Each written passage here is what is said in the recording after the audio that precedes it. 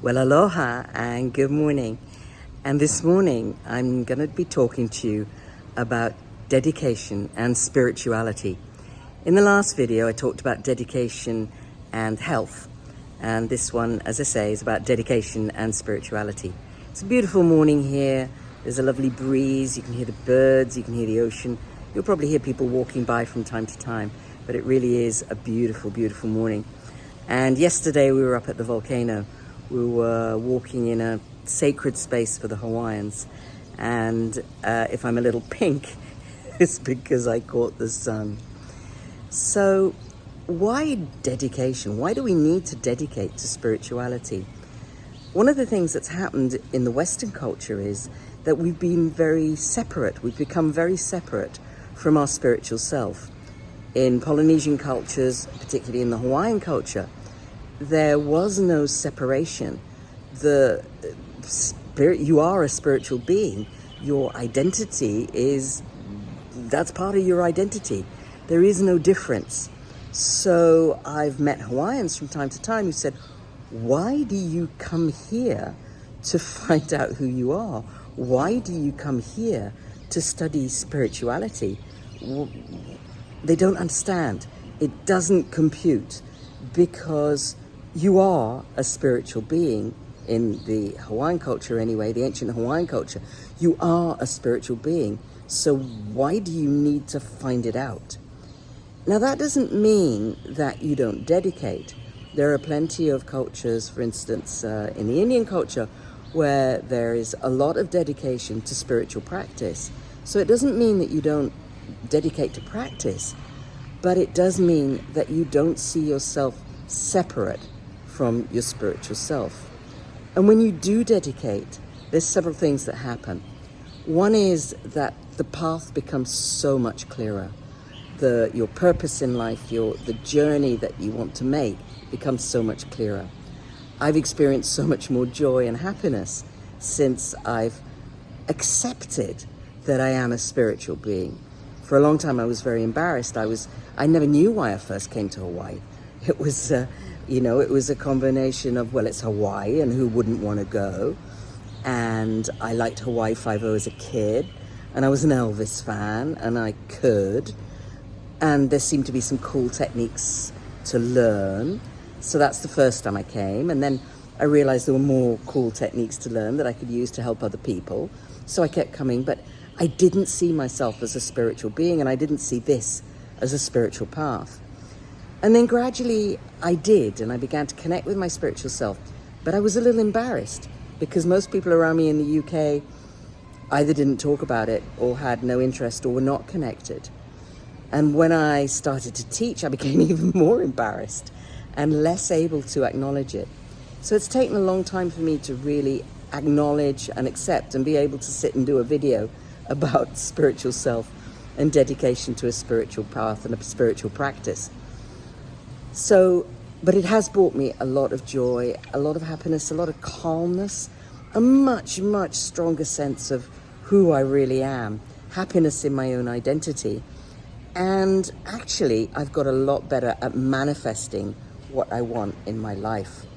So there's some really good reasons for doing it. So what can you do? Now, every day I do something that is Huna. We have an abundance of tools and techniques. We really do. There's something like 40 in total that we teach in different ways, shapes, and forms. So we have an abundance of tools and techniques, and I'm not doing every one every day. If I did that, I wouldn't have time to teach other people. I wouldn't have time to live my path. But every day I do something. Part of my dedication is coming here. It's a very, very long way. It's the other side of the planet, and it is not cheap to travel here. But I keep coming because this is, for me, the source of my spiritual practice. So dedication can be as simple as each morning doing some breathing, ha breathing, which I teach in other videos. Some simple ha breathing which connects you into yourself, gives you focus, helps you build energy, helps you moderate your energy. There are meditation practices. In Huna we have a meditation called Hiolani, which is the meditation on the light. Basically, you go inside and meditate on the light inside you. There is Hakala, which is the walking meditation of the kahunas, and I've done a video on that. So there are different meditation practices. You don't have to just sit and meditate. You can walk and meditate. You can go out in nature and meditate. So there's meditation. Ho'oponopono. I do Ho'oponopono pretty much daily because it cleans my energy and it keeps me healthy, and it enables me to be objective and disconnect from stuff, particularly other people's stuff, but not just other people's stuff, my own baggage. It enables me to disconnect from my own emotional and mental baggage, my own resentments, my own anger about stuff that people have done.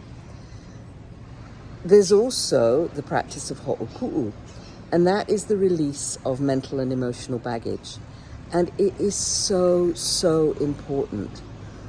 If you see repeating patterns in your life that you don't like, then the chances are it's due to old experiences which have left you with mental or emotional, sometimes physical, sometimes spiritual, but particularly mental and emotional baggage. Clearing out the mental and emotional baggage on a regular, ongoing basis is really going to help you, and it's part of dedication.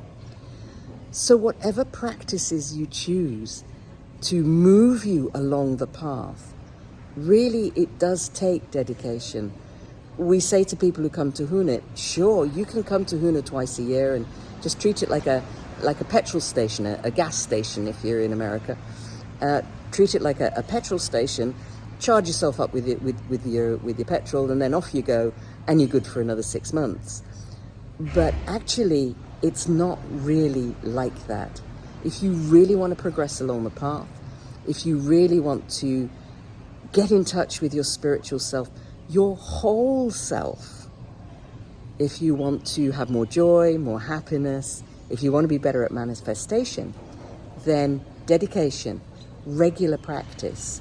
And it doesn't have to be long. You don't have to sit there for 2 hours and chant.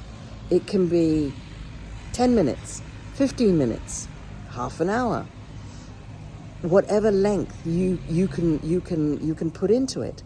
It really doesn't have to be a lot, but regular and often. Twice a day, if you can only do 10 minutes twice a day, that's better than nothing. So think about, how do you dedicate? And notice how when you do dedicate, things become so much more connected. I've had periods in my life when I've very seriously dedicated, like 2 hours a day. And I have found when I've done that my path accelerates in a way that I would never have imagined. My connection with Source, my connection with myself, my connection with other people has just become so much more blissful, joyful, wonderful when I've put the effort in. So that's my recommendation. That's my video for today. Hope you enjoy the view. You can see it's beautifully planted, this hotel, so you can see all the flowers. And I'll talk to you again very, very soon.